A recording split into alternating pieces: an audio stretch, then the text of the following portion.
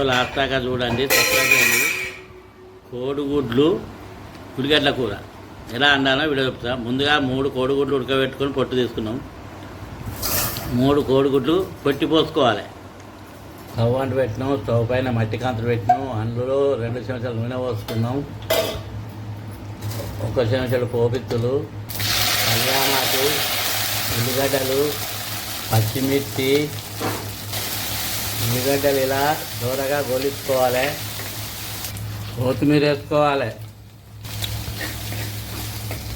అల్లం వెల్లిపాయ వేసుకోవాలి.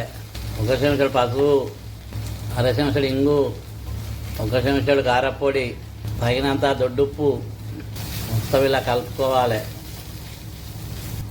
కోడిగుడ్డు కొట్టి ఇందులో పోసుకోవాలి. 3 గుడ్లు కొట్టి ఇందులో పోసుకున్నాం. చిన్న మంట పెట్టుకోవాలి. ఇప్పుడే కలపద్దు. కోడిగుడ్డు మీద ఇలా కప్పాలి చుట్టూరుగా.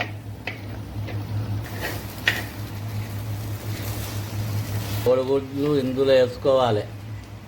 ఇలా మొత్తం కలుపుకోవాలి. ఒకసారి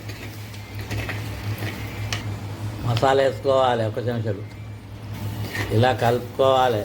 స్టవ్ ఆఫ్ చేయాలి. దించుకోవాలి.